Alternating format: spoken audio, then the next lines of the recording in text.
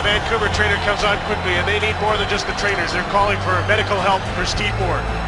Todd Bertuzzi was always known as one of the NHL's most intimidating power forwards. Not dirty, just fierce, physical, and fiercely protective of his teammates. For years, that edge was celebrated, but in the winter of 2004, a heated rivalry between the Vancouver Canucks and Colorado Avalanche pushed that edge past its breaking point. What started as two elite teams battling for division supremacy would soon evolve into something far darker. A hit that shocked the hockey world, ended a young career, sparked a criminal investigation, and eventually led to one of the biggest lawsuits in NHL history. To understand how it all spiraled out of control, we need to go back to where it really began. Long before the punch, long before the lawsuit, back when two teams at the top of their game simply couldn't stand to lose to each other.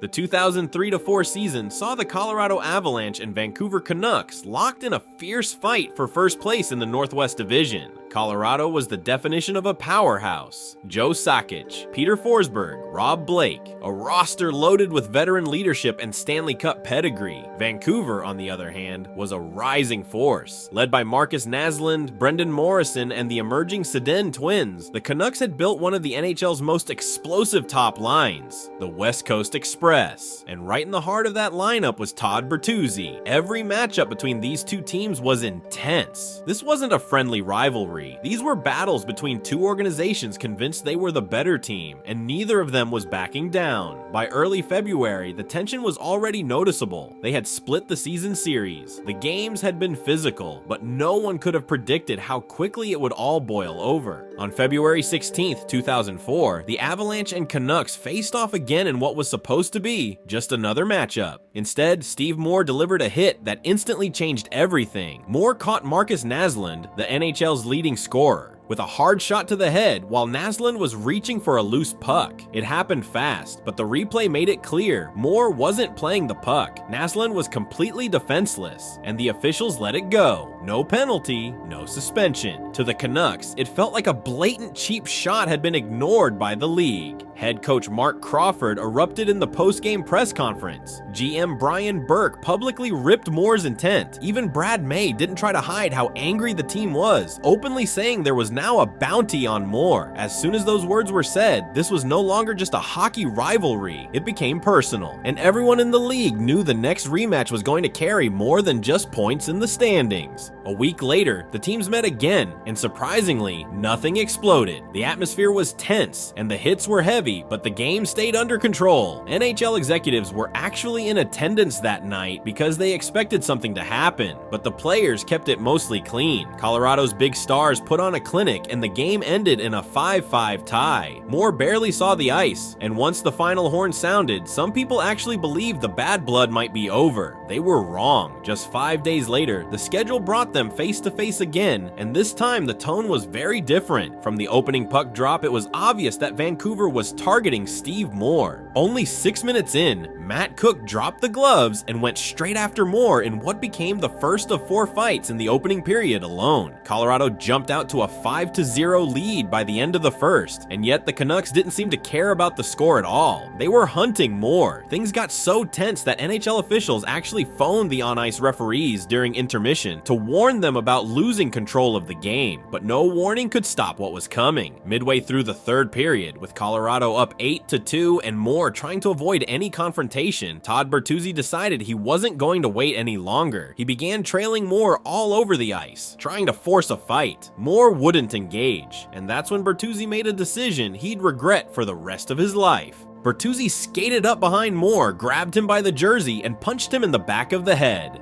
Moore's body went limp immediately, collapsing face first onto the ice. Bertuzzi lost his balance and fell on top of him, and within seconds, players from both teams piled in. A full line brawl erupted. What had started as a moment of revenge instantly transformed into pure panic. As soon as people realized Moore wasn't moving, the building went silent. You could see the horror on the players' faces. Moore spent nearly 10 minutes laying motionless on the ice before being stretchered off and rushed to the hospital. By the time the night was over, the Canucks had lost 9-2, but nobody cared about the score. All anyone cared about was whether Steve Moore would survive and if he'd ever play hockey again. The news that came out over the next 48 hours was devastating. Moore had suffered 3 fractured vertebrae, severe concussion symptoms, ligament damage, nerve stretching, injuries so serious that doctors immediately said his career might be over. 2 days later, an emotional Todd Bertuzzi held a press conference and broke down in tears as he apologized to Moore, Moore's family, his teammates, coaches, and fans across the league. The remorse was real, but the consequences were already moving forward. British Columbia's criminal justice branch announced assault charges. In December of that year, Bertuzzi pled guilty. He avoided jail time but received a conditional discharge, a year of probation, 80 hours of community service, and a restriction on playing in any game where Steve Moore might be in the lineup. The EIHF stepped in as well, blocking Bertuzzi from playing overseas during the NHL lockout. In total, he spent nearly 17 months away from professional hockey. The NHL world was stunned, but this was only the beginning. In early 2005, Steve Moore filed a civil lawsuit in Colorado, not just naming Bertuzzi, but also the Vancouver Canucks organization, GM Brian Burke, head coach Mark Crawford, and even teammates like Brad May for the bounty comment. The Colorado court dismissed the case, stating it should be heard in Canada. Moore's team didn't waste time. They filed again in Ontario the following year, this time asking for $15 million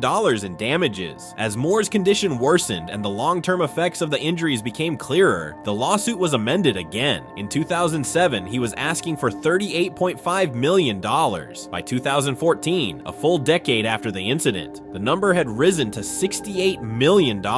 Moore still suffered from constant headaches. He hadn't played a single minute of professional hockey again. Just before the trial was scheduled to begin, both sides agreed to a private settlement. The exact terms were never made public, but the damage, physical, emotional, and financial, had already been done.